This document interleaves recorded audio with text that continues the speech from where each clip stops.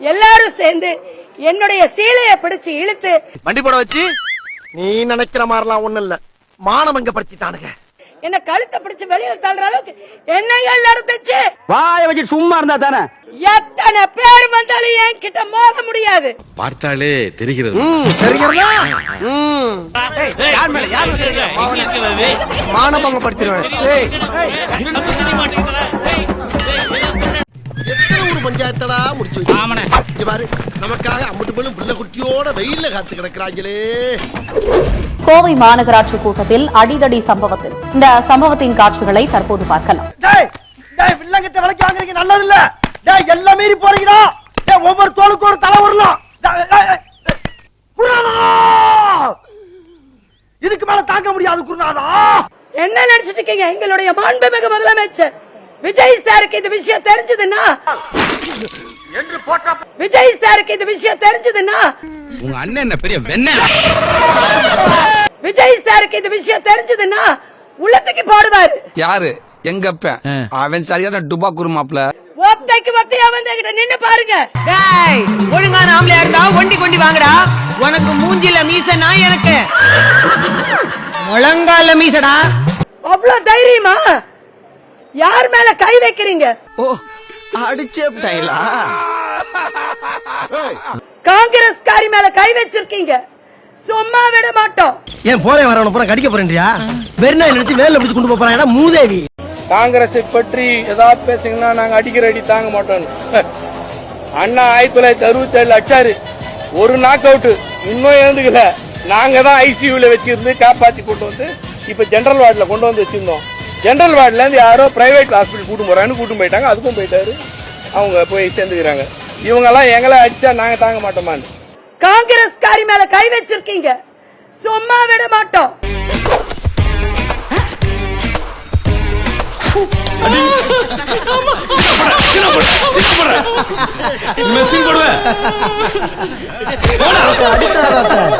தமிழக கிராமங்கள் தோறும் விடியலின் பாதையை விரிக்கின்ற ஊரக வளர்ச்சி நாயகர், தமிழகத்தின் வறண்ட நிலங்கள் யாவும் உயிர் பெற பாய்கின்ற வற்றாத நீர்வள காப்பாளர். பெருமையா சொல்லுவனே.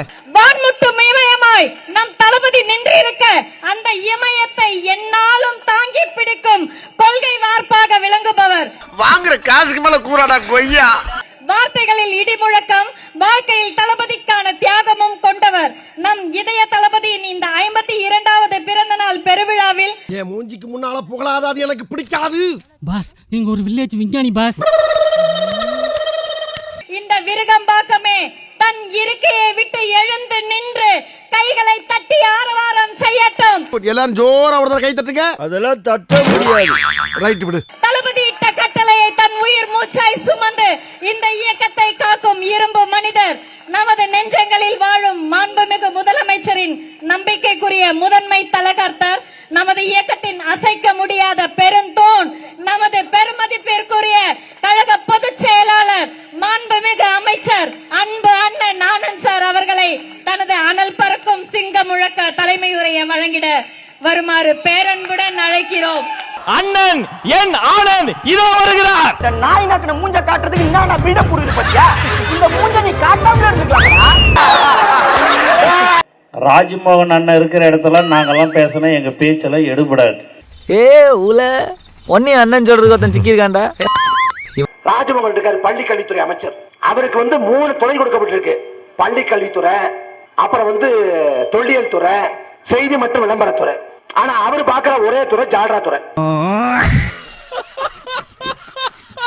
மாண்புமிகு முதலமைச்சர் ஆக வேண்டும் என்று தமிழக மக்கள் வாக்களித்தார்கள். என் புத்திய செருப்பாலேயே அடிக்கணும்டா. டிவிக்கு ஆட்சி பண்ணிட்டாங்க இல்லையா? அவங்க ஆட்சி எப்படி இருக்குன்னு நினைக்கிறீங்க?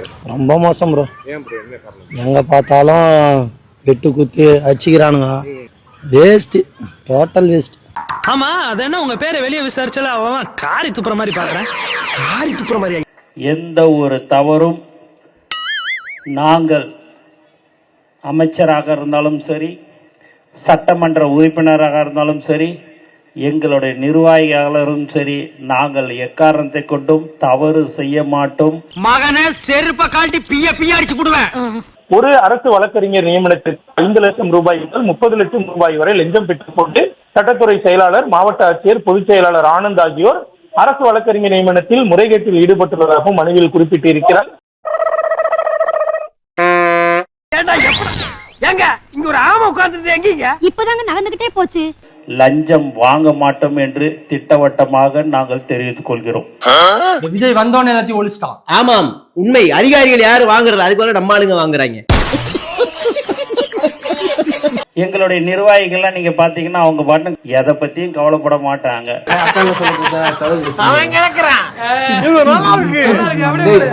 தினந்தோறும் மக்களுக்கு சேவை செய்கின்ற ஒரு கட்சியாகத்தான் தமிழக வெற்றி கழகம் இன்று வரை இருந்து கொண்டிருக்கிறது. அங்க பாராநாய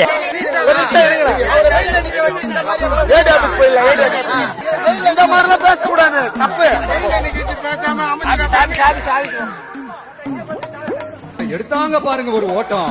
மார்க்கெட் கூட நான் பார்க்கலையே, அப்படி ஒரு ஓட்டம். அந்த ஓட்டம் போலீஸ் ட்ரைனிங்ல கூட என்ன வேணும் உள்ளடா.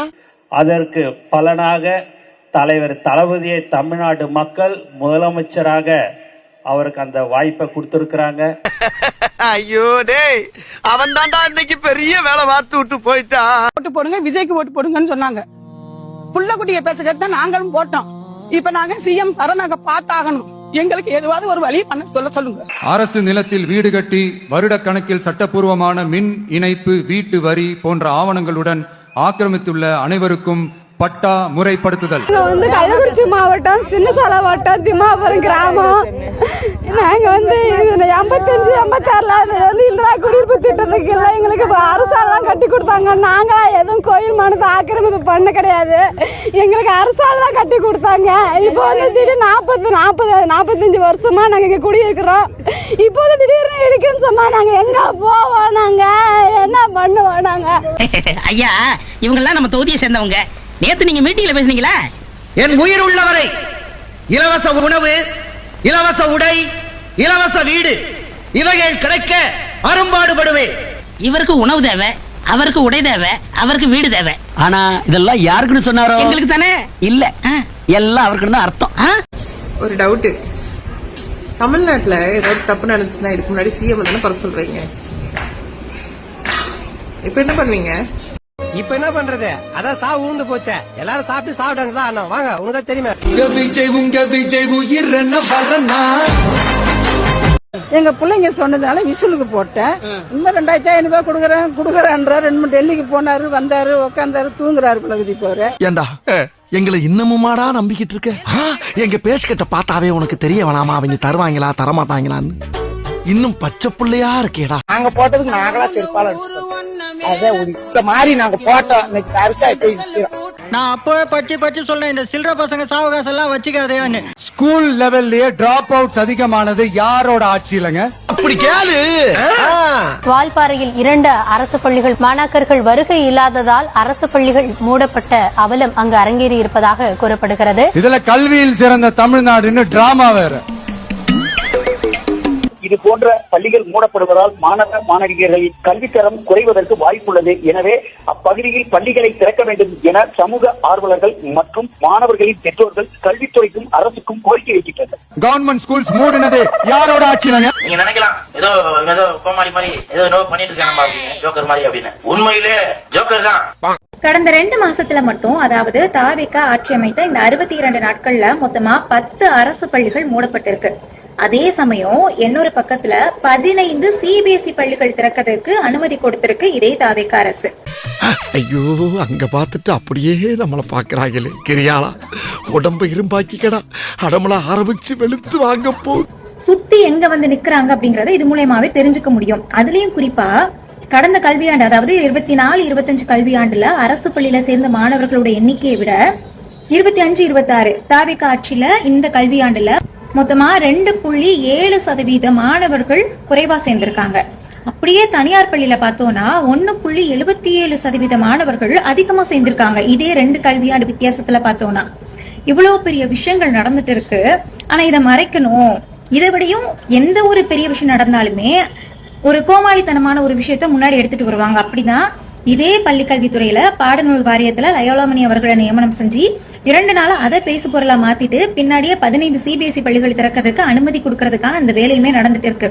ஆனா நம்ம என்ன பண்ணுவோம், லயோலாமணி அவர்களுக்கு பாடநூல் வாரிய தலைவரா பொறுப்பு கொடுத்துட்டாங்க, அவர் எப்படி பாடினாரு தெரியுமா, தீண்டாமையை கொளுத்து அப்படின்னு சொல்லி பாட்டு பாடினவர்னு சொல்லி நம்ம கலாய்ச்சிட்டு இருக்கோம். அப்புறம் என்ன ஆரம்பிக்க வேண்டியதானே, போயிட்டான். ஆஹா, துண்ட தோல்ல வர்ற மாதிரியே தூக்கப்பட்டு போறானே, என்ன பண்ண போறானோ.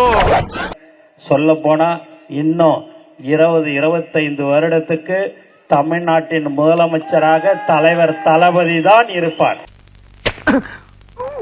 என்னது ஒரு பேச்சுக்கு சொன்னா உடனே நல்ல சிறப்பா பிக்கிறாங்க. என்ன எழுதி கொடுத்துட்டா தமிழ்நாட்டை 50 ஆண்டுக்கு நீங்க சாகுற வரைக்கும் நீங்க தான் முதலமைச்சர்.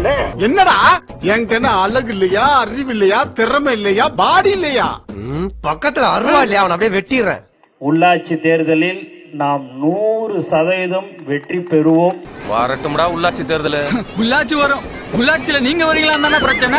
நாங்கள் நன்றியுடன் உங்களுக்கு மக்களுக்கு சேவை செய்வோம் என்று இந்த நேரத்தில் நான் திரும்ப திரும்ப உங்களுக்கு நான் தெரிவித்துக் கொண்டு, ரொம்ப வெறுப்பேத்தாத, சாமி சிலைன்னு கூட பார்க்க மாட்டேன், எடுத்து மண்டை மேல அடிச்சு போடுவேன். சாத்தூர் சமஸ்தானா, அடடே அரைக்காப்பட்டி ஜமீன்தாரு, ஆவாவோ சேக்கு வாங்க, கீழக்கிற பாயி பஞ்சாப் சிங்கு அதோ உட்கார்ந்துருக்காரு பாருங்க, ஜலாலுதீன் பாதுஷா. 100 ரூபாயாக இருந்தாலும் சரி, 1000 ரூபாயாக இருந்தாலும் சரி. ஆனா அவர் என்ன தெரியுமா சொல்றாரு, மக்கள் பணத்துல இருந்து கொடுப்பேன்னு சொல்லல, ஏன் பணம், நான் ஏன் பணத்தை தரேன், மக்கள் பணம் எனக்கு தேவையே கிடையாதுன்னு அவரு. ருக்கோ ஜரா, சபர் கரோ. 100 ரூபாயாக இருந்தாலும் சரி, 1000 ரூபாயாக இருந்தாலும் சரி, இல்லை சில லட்சங்களாக இருந்தாலும் சரி, அதை அரசு மருத்துவமனைகளின் மேம்பாட்டிற்காக வழங்க முன்வருமாறு தாழ்மையுடன் கேட்டுக்கொள்கிறேன். ஆசை நிறைவேற்றது, அவ்வளவு அழகா இருக்காரு. இதெல்லாம் போட்டுறாதீங்க சார்.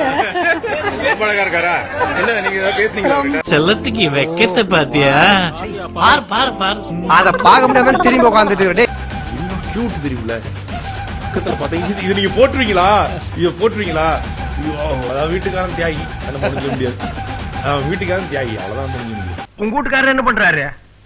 அவர் செத்து போயிட்டாரு. செத்து போயிட்டானா இல்ல நீயே சாகடிச்சிட்டியா? என் பொண்ணை பத்தி நானே பெருமையா பேசுறேன், அவ ஒரு மகாலட்சுமி மாதிரி.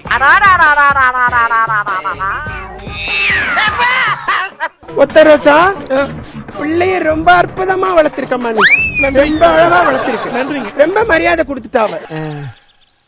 எப்படி கணக்குல வேணா நான் வீக்கு, ஆனா 10 கேட்டா போடுக்கல. உங்களோட கல்வி இருக்கா சொல்லுங்க.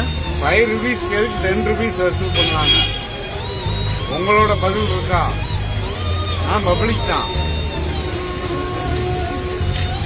இதே கடையில 5 ரூபீஸ் சார், டிவிக்கு நீ டிவிக்கு தானே கலெக்டரியா சார், கலெக்டர் தான். டேய் என்னடா அவர் எம்எல்ஏடா தெரியுமேடா, அவர் என்னடா பண்ணி வச்சிருக்கீங்க? ஐயோ பாவம், அவரே கன்ஃபியூஸ் ஆயிட்டாரம்மா. ஸ்டார்ட் பண்ணு.